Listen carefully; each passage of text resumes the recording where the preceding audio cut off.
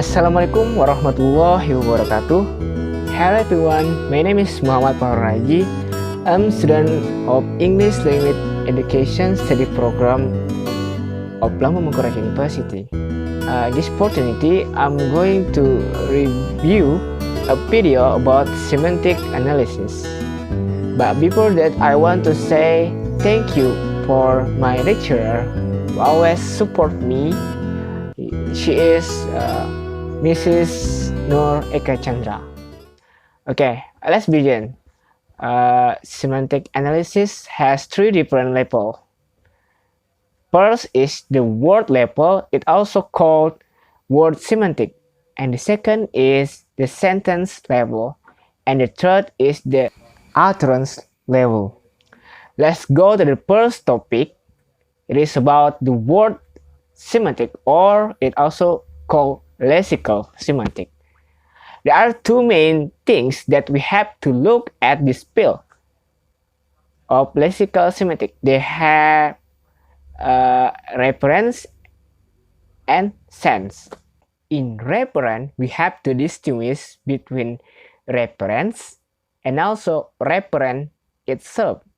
Reference is the speaker act, and the referent is the object that the speaker refer, or the object that the speaker means. And the second is sense.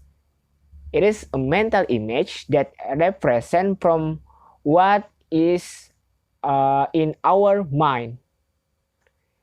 Example, there is someone yell, "Watch out, there is a snake."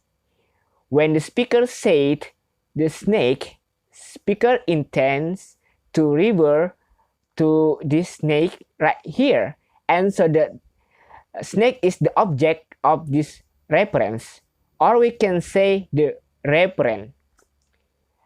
Image in our mind is a mental image or concept about how a snake, the snake is called mental image or sense. This mental image comes from our knowledge or experience of the object that we have seen before. Simply, reference is the object. Reference is the word or the concept of the word. Sense is the image that appears in our mind. I will continue with the reference. Reference has four categories. First is constant, or the real object. Example, sun is constantly or always refers to the actual sun that we know on the sky. The second is physical reference, such as function word, abstract notion. Example like love, hate, or idea. And then myth creature, such as unicorn. As we know, the linguistic expression of unicorn has no physical reference in the real world, meaning that it doesn't take out a physical object in the real world. For the third is one expression has multiple reference, where one expression pick out multiple reference, in the real world. For example, imagine you walk into the classroom and there are 10 female students and you utter the expression, "the girl." Now, what does the girl pick out here? Well, it might pick out several names, right? Because there are 10 girls here, but you say the girl, it might pick out Mary, maybe Sarah, or Sally, or Risa, and etc. So the same expression has several different reference. And the fourth, we have multiple expression has object reference.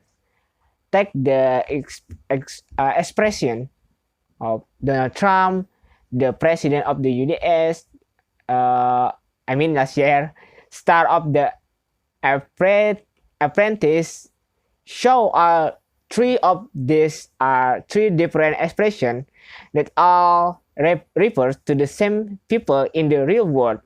As we know, he is Donald Trump. Let's move on to the second video. In the second video, it's talking about reference and sense.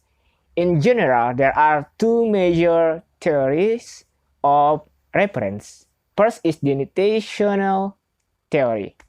Denotation means the literary definition of a word. In denotational theory, talk about direct relationship between linguistic expression or word and the object in the real world. It is the relationship between linguistic expression and the object that it denotes. Now we talk about semiotic triangle theory. It introduced by Arden Richard. The title is The Meaning of Meaning in 1923. There are three components of this theory, just like the shape triangle. So the first is word, that is at the left bottom side. And then we have sense, that is at the up side. And then we have the object, that is the right side. In semiotic triangle, although we can just use the bottom half, the direct relationship between the word and the object. Example, the word cat refers to an animal that we have seen, and we know how is cat in the real world. It's something that we know and we have seen in the real world, right? So how about unicorn? That we know we haven't seen unicorn in real world. Before that, if we use only bottom half of this theory, we cannot denote what is unicorn.